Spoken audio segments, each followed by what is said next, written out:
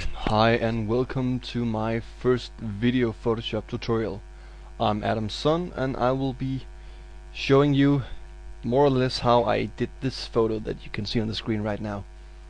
It's a photo of myself, well, duh, and it's taken by a friend of mine called Mikkel, who came along to my studio and we played around and he did this shot of me. The original photo looks like this.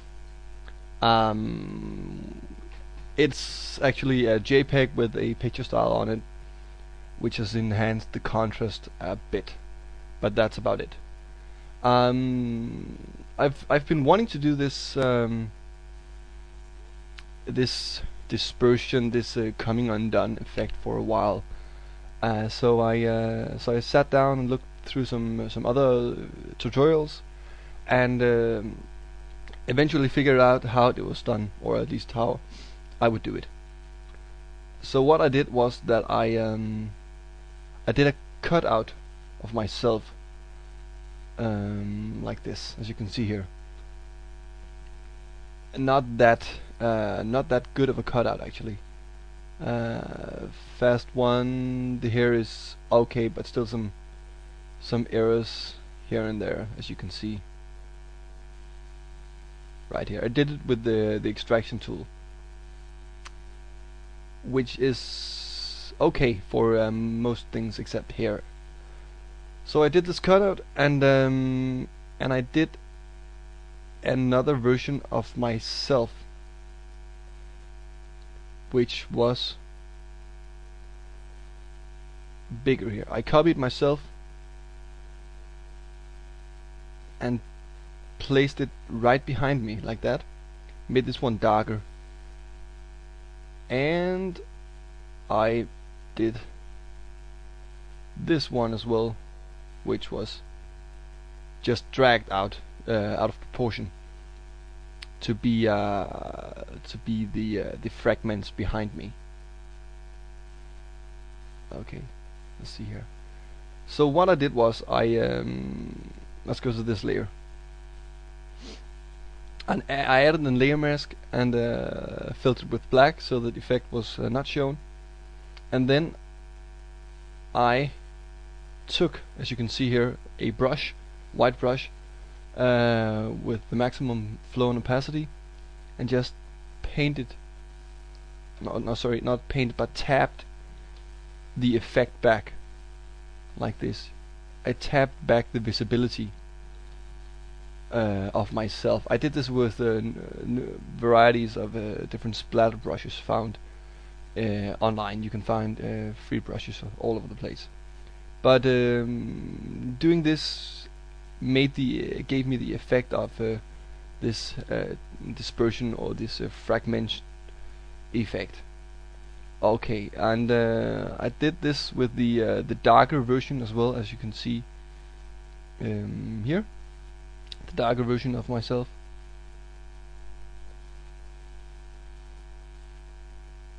To give it a bit more depth in the final image. And this was myself. I did the opposite with the cutout version. As you can see here, this is the regular version, and I added a layer mask, and instead of a white brush, I did it with a black brush and painted the effects away or off me. And I tried to find some similar brushes and similar cut-ins in the body to match the disappearing effects, as you can see up here, around this area. But more basically, it's just a try and error. Try, if you can see, to make something look good actually. Okay, this far is good. This is more or less the main effect. I added a white background. As you can see here, I did not add this place though, because there I just used the original image to gain the shadow. The reason why I cannot see the rest of the original image right now is because I had a white layer on top of it, except on that spot right there. I then added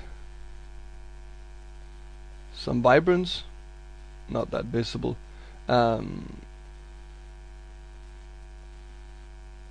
Some curves to make it lighter, especially behind me.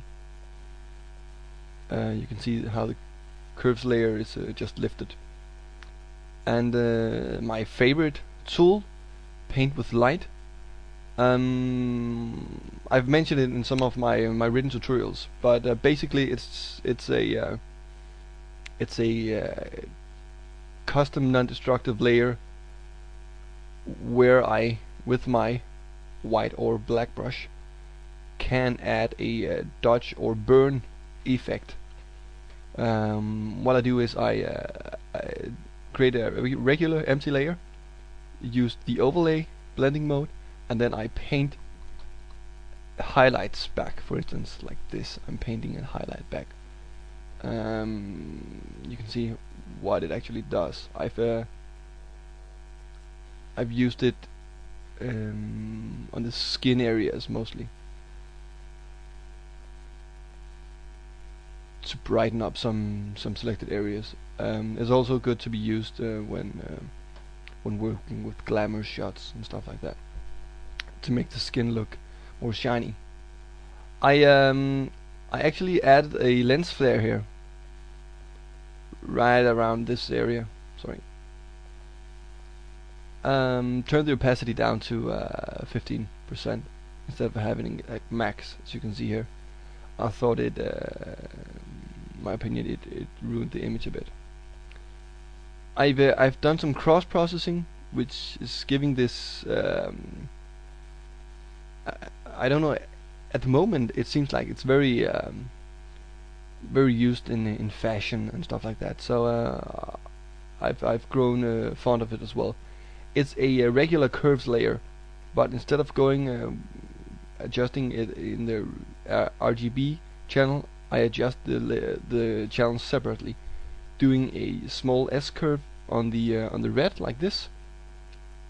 A blue I actually lift it up like this, which means that my black turns a bit bluish, and then I shift a bit down to decrease the contrast on the blue layer channel, sorry, and the green I mimic the red as well, as you can see here. So that's a good old cross processing. You can find that on different tutorials online as well. On top, I added a colored layer just to brighten up the whole image a bit. Put it on soft light and opacity on 23 or so. This gave it the whole much more brighter look, I would say. But that's basically it. Thank you for listening to this video tutorial and watching it as well. Feel free to come back to my blog and see if I've uploaded some new. I most certainly will.